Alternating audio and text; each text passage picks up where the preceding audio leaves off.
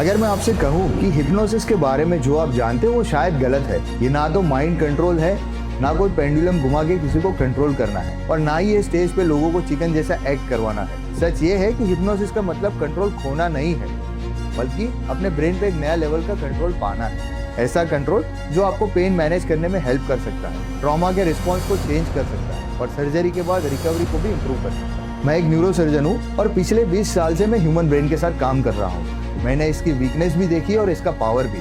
और जो सबसे पावरफुल और मिसअंडरस्टूड चीज मैंने देखी है वो है क्लिनिकल हिप्नोसिस। आज हम मैजिक या मिथ्स की बात नहीं करेंगे। मैं आपको सिंपल तरीके से साइंस समझाऊंगा कि हिप्नोसिस एक्चुअली काम कैसे करता है। जब आप हिप्नोसिस का नाम सुनते हो तो आपके दिमाग में क्या आता है?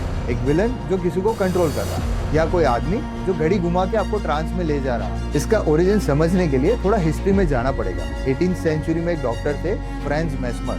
उन्होंने एक थियरी दी कि एक इनविजिबल एनर्जी होती है जो बॉडी में फ्लो करती है, और अगर वो ब्लॉक हो जाए तो डिजीज होता है। वो क्लेम करते थे कि वो इस एनर्जी को कंट्रोल कर सकते हैं। लोगों को उनसे ट्रीटमेंट लेने के बाद बेटर फील होने लगा, लेकिन बाद में साइंटिस्ट ने इसको टेस्ट किया।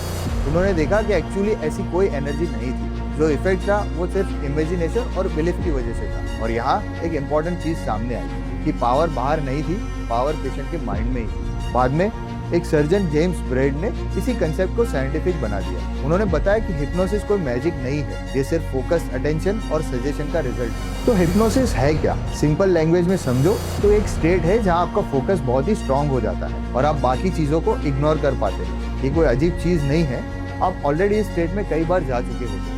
जब आप मूवी देखते हो पूरी दुनिया भूल जाते हो, जब आप बुक में इतने लॉस्ट हो जाते हो कि किसी की आवाज नहीं सुनाई देती, जब कोई एथलीट फुल फोकस में होता है, ये सब हिप्नोसिस जैसा ही है। लोगों को लगता है कि हिप्नोसिस में कंट्रोल चला जाता है, लेकिन सच इसका अपोजिट है। आप एक्चुअली अपने माइंड को कंट्रोल करना सीखते हो। आपका नॉर्मल ब्रेन एक फ्लडलाइट की तरह होता है जो हर जगह थोड़ा थोड़ा फोकस करता है। हिप्नोसिस उसको लेजर बना देता है जो सिर्फ एक जगह शार्प फोकस करे। और साइंस ने भी ये प्रूव किया है कि ब्रेन स्कैन्स में देखा गया है कि हिप्नोसिस के टाइम आपका वरी सेंटर काम हो जाता है और माइंड और बॉडी के बीच कनेक्शन स्ट्रांग हो जाता है। आपका ओवरथिंकिंग सिस्टम स्लो हो जाता है और यही कॉम्बिनेशन आपको रियल चेंज करने में हेल्प करता है। अब बात करते हैं रियल वर्ल्ड यूज की। ऑपरेशन थिएटर में हिप्नोसिस एक पावरफुल टूल है। सबसे बड़ा यूज होता है पेन मैनेज करने में। आजकल पेन के लिए बहुत ड्रग्स यूज होते हैं, लेकिन हिप्नोसिस एक नेचुरल ऑल्टरनेटिव प्रोवाइड करता है। स्टडीज ने यह दिखाया है कि हिप्नोसिस यूज करने वाले पेशेंट्स को कम पेन फील होता है और उन्हें कम मेडिसिन की जरूरत पड़ती है। चलिए एक एग्जांपल लेते हैं। अब एक ब्रेन सर्जरी का, इसमें पेशेंट को होश में रखा जाता है ताकि डॉक्टर ब्रेन के इंपॉर्टेंट एरियाज को मॉनिटर कर सके। ये सिचुएशन स्ट्रेसफुल होती है और नॉर्मली इसमें ड्रग्स दिए जाते हैं, लेकिन हिप्नोसिस यूज करने से पेशेंट्स काम रहते हैं और उन्हें कम ड्रग्स की जरूरत पड़ती है।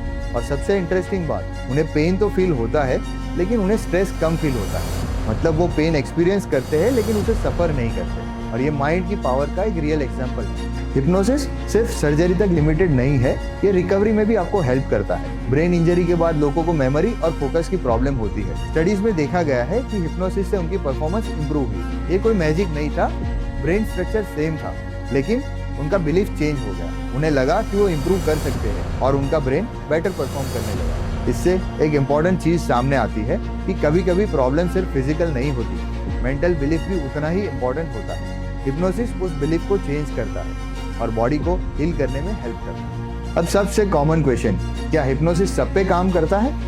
आंसर है हाँ, लेकिन अलग अलग लेवल पर।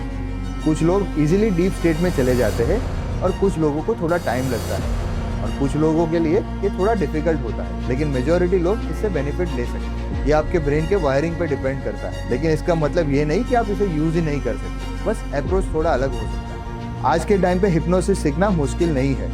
आप ऐप्स के थ्रू बेसिक टेक्निक सीख सकते हो और अपने स्ट्रेस, स्लीप और हैबिट्स पे काम कर सकते हो। अगर आपको ब्रेन के ऐसे ही कॉन्सेप्ट समझना इंटरेस्टिंग लगता है तो सब्सक्राइब जरूर करें। हिप्नोसिस के पीछे एक साइंस छुपा है। ये कंट्रोल खोना नहीं है, ये कंट्रोल पाना है। ये किसी और का पावर नहीं है, ये आपके खुद के माइंड का पावर है। आप पेन को कैसे फील करते हो, आप अपनी थिंकिंग कैसे चेंज करते हो, ये सब आपके कंट्रोल में हो सकता है। याद रखिए, आपका माइंड ऑलरेडी पावरफुल है, बस आपको उसको सही डायरेक्शन देनी है।